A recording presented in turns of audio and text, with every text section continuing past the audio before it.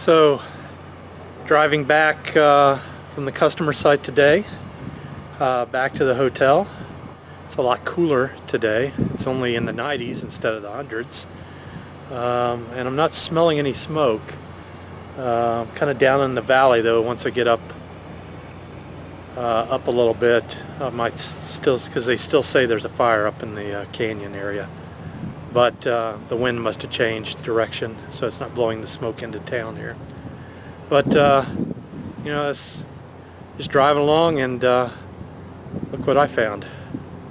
It's the Rose Bowl. Can I get that on this picture? There we go. The Rose Bowl. A little better view of the Rose Bowl entrance here. Not sure who the statue is of. I can't go in. They won't let me. I asked, and they won't let me go in. You know, I can't read it. Maybe somebody that knows more about the Rose Bowl can tell me who this is a statue of.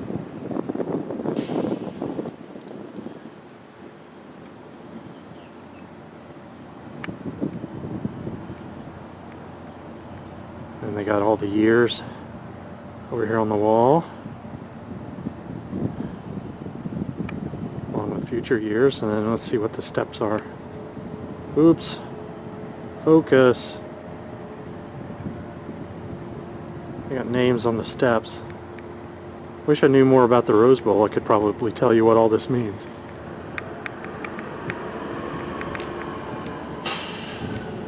Nice. Still here at the Rose Bowl, and they have a big courtyard here. I don't know if you can see the rose. I'll try to get to a better advantage. Maybe you can see the rose inlaid here. But 100th Rose Bowl game. Let's see. We can walk over here. January 1, 2014. So they must have laid this then. And then they've got the two conferences that play in the Rose Bowl. Each has a section. There's Utah, USC, UCLA.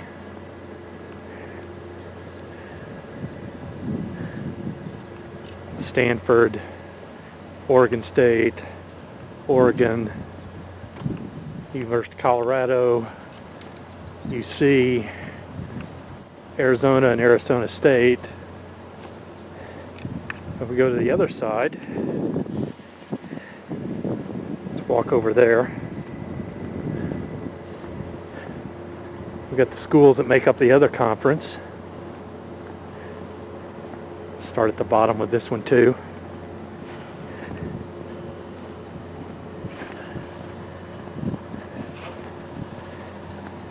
So there's University of Wisconsin. There's,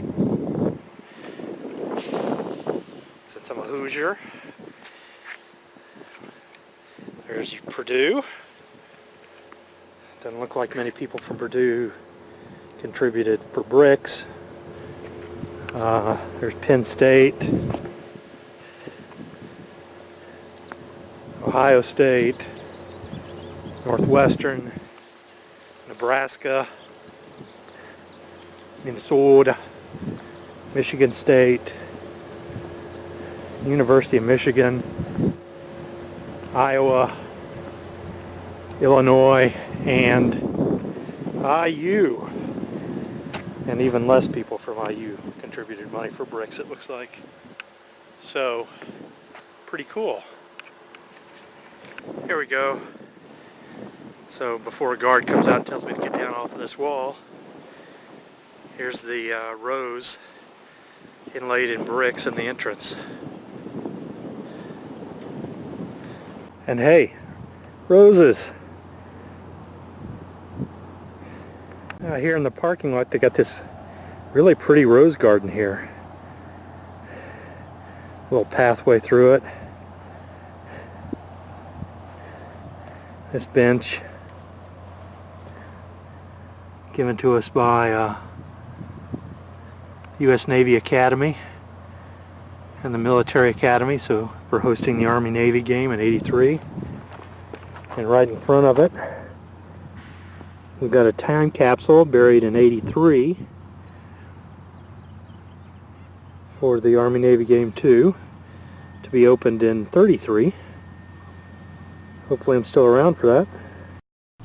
I got a chance to go through the JPL Museum and Spaceflight Center while I was here in Pasadena. And so here we're going to go through the museum first. So here's the Mars rover Spirit and Sojourner as life-size models. The real ones, of course, being up on Mars now. It's really kind of cool looking with all the crystals in it. This was brought back by Apollo 16. Of course, there's people that deny that we even went there, but, you know, they're idiots. So what can you do?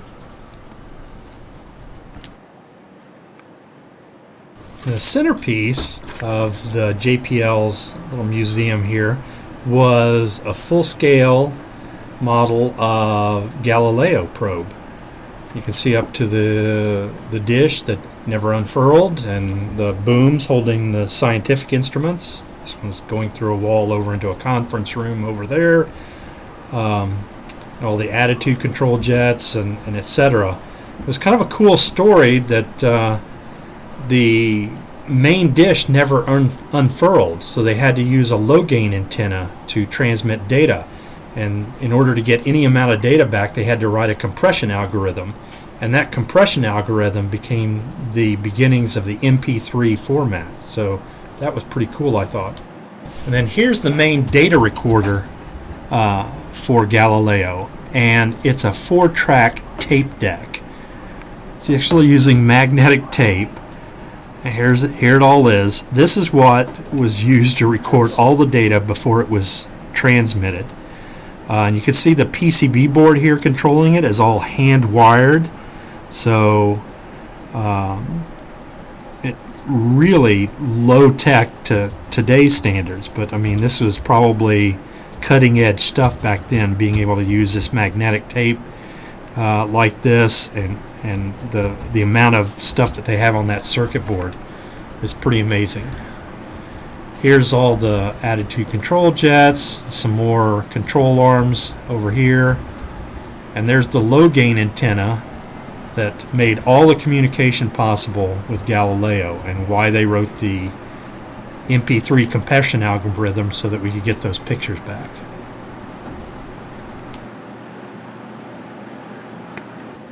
Here was a cool thing. It's called aerogel. It's a silicone based insulation, and so it looks like a solid, but if you look at it closely, you can see right through it also. And here I'm going to put my hand on the other side of the case, and you can see my hand. So it's almost completely air. So then I went over to the Space Flight's operations facility, where every science satellite, probe, or rover is controlled. So they have screens for every one of these objects that are out in space or on various planets or wherever they are. And at the center of the room is what one person, I think it was a senator, said, "Hey, I'm like standing at the center of the universe." So they put a plaque there, and they call this room the center of the universe. So it's a pretty cool control room. We also have this tradition where the flight controller has to eat peanuts for any importance. So if the probe's landing or if it's launching or whatever, they have to eat peanuts. So there was the peanuts for it.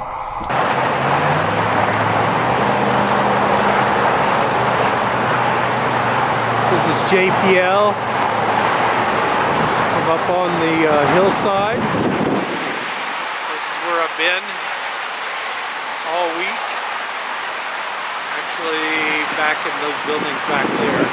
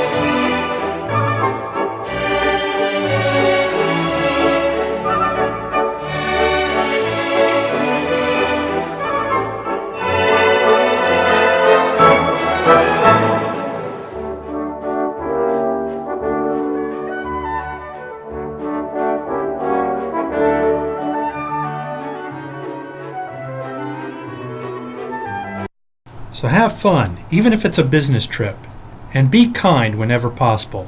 Remember, it is always possible. If you like this video, give me a thumbs up, and please subscribe to my channel. Thank you.